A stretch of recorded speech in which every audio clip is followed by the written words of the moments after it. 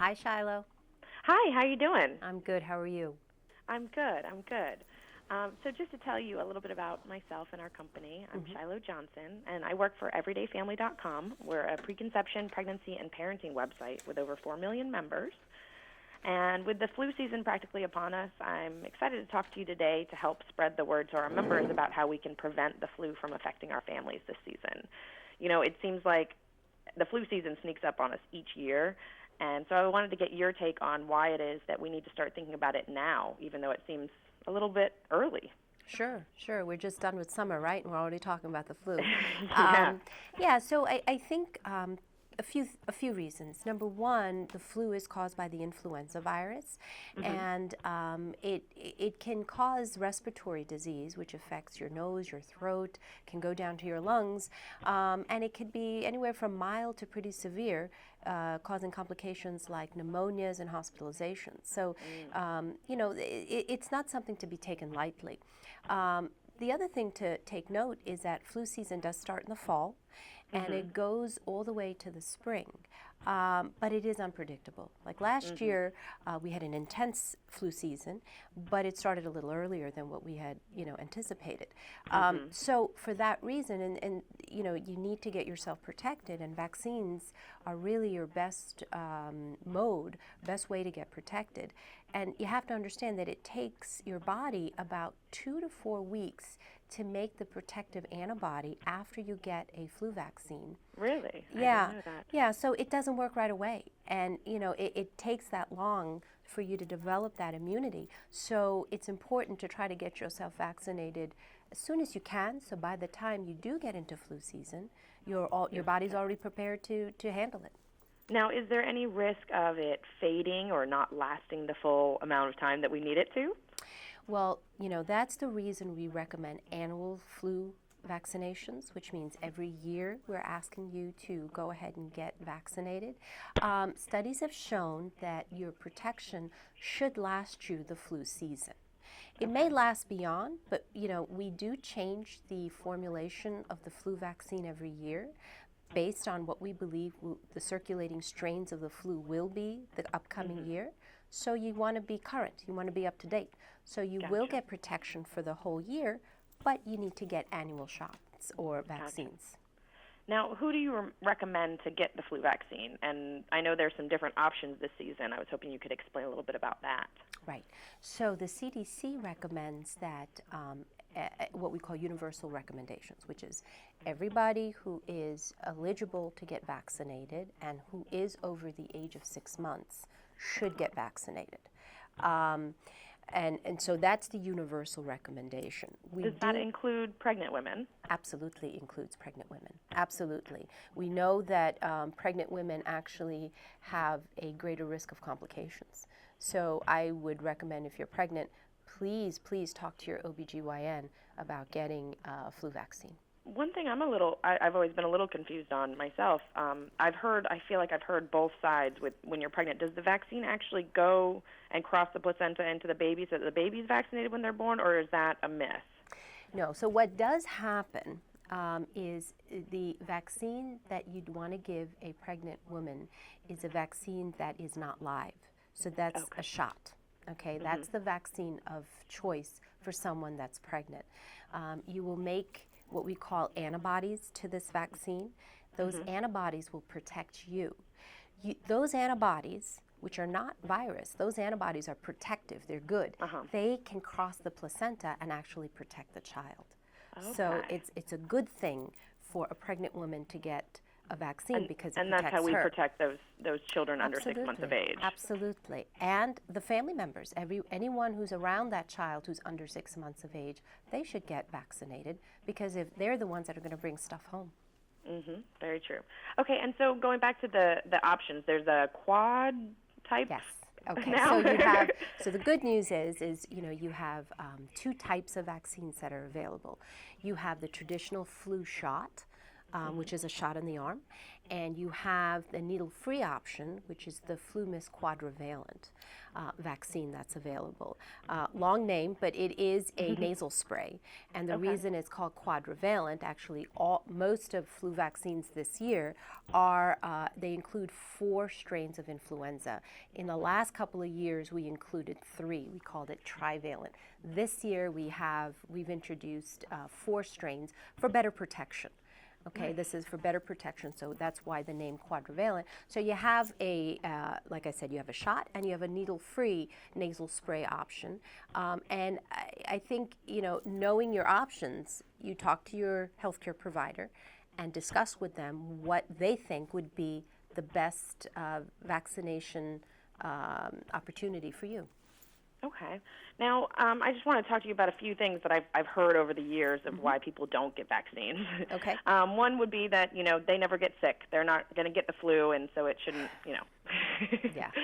Yeah. Well, I wish they were right, and I wish them the best of health. But, I don't have a crystal ball, and I can't say that no one will ever get sick. People get sick. It happens. Statistics are statistics. Absolutely. 5 to 20% of the American population will get the flu every year.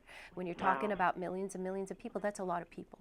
That is a lot of people. Yeah, it's a lot of people. So, I'd love to think it's not going to happen to me, but you know what? Why not get yourself protected just in case it does?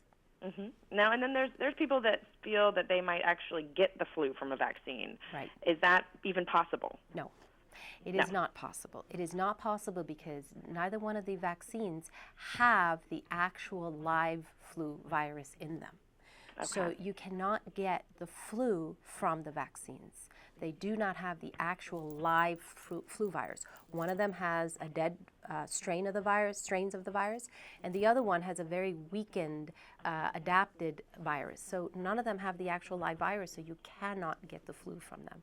Well, that's good to hear. It's good to hear that one debunked. Good, yes. Now, and then the other thing is, a lot of people, we're a pregnancy and parenting website, and there's a lot of parents out there that are concerned about vaccines in general, about the side effects of the ingredients in vaccines, and what would you say to them to help reassure them that this is, something good to do their family and not going to harm them? Right. So I think education and knowing what the flu is and how it can affect your child and your family is very important. Flu is not just a cold. Flu is a lot more than that. And like I said, it can be a very severe illness that causes pneumonias and hospitalizations. So first off, I want people to understand that flu is not something to be taken lightly.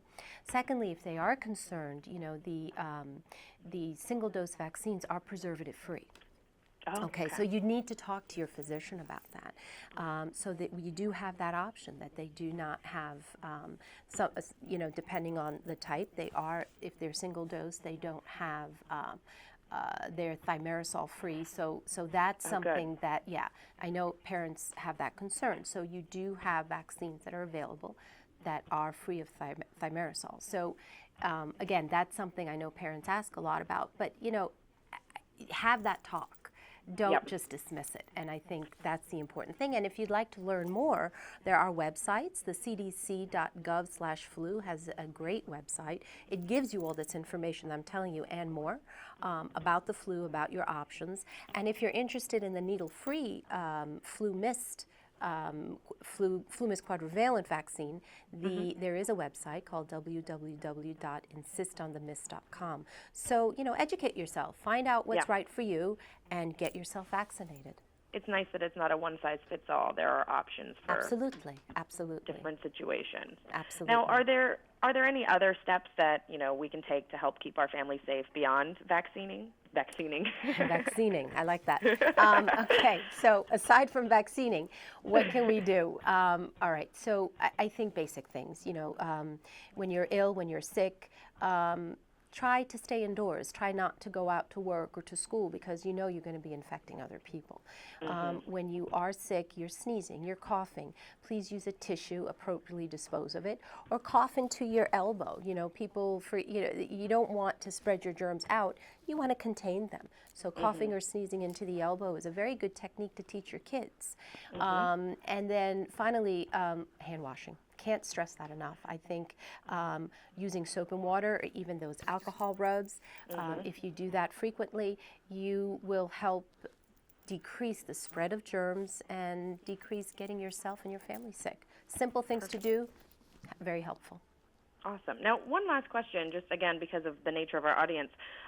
If you were to get sick and you're nursing a baby, if you have an infant at home and you're breastfeeding, should you continue to breastfeed through your sickness, or is that something you should hold off on? It depends what sickness we're talking about. But maybe flu more to focus it on the flu. So if you are sick actually with the flu, I guess my concern would be, is the baby protected? So if the child, you know, I would like you to get vaccinated. I would like, you know, the moms who are handling the infants to be vaccinated. For most illnesses, for most respiratory, we do recommend that you can continue to breastfeed because you may be giving the baby the antibodies through the breast milk that the child needs. Perfect. Okay, so I wouldn't, you know, there's some circumstances where breastfeeding is not indicated, but most of the time we do say go ahead and do it. Again, it's very specific, so I would definitely talk to your physician. Talk to your doctor. Yes. Absolutely, absolutely. To, you know, so they know exactly what it is that you're dealing with and how to give you the best info. But for the most part, I think that is a reasonable option. Perfect. Awesome. Well, thank you so much. And if you could just real quick repeat those websites for me so that way Sure. we can get them down. So it's www.cdc.gov/flu. Okay. And then the other one is www.insistonthemist.com.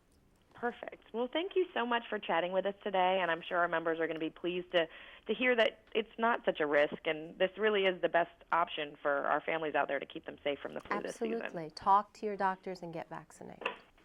Thank you so much for talking with us. Have a good one. Bye-bye. You too. Bye-bye.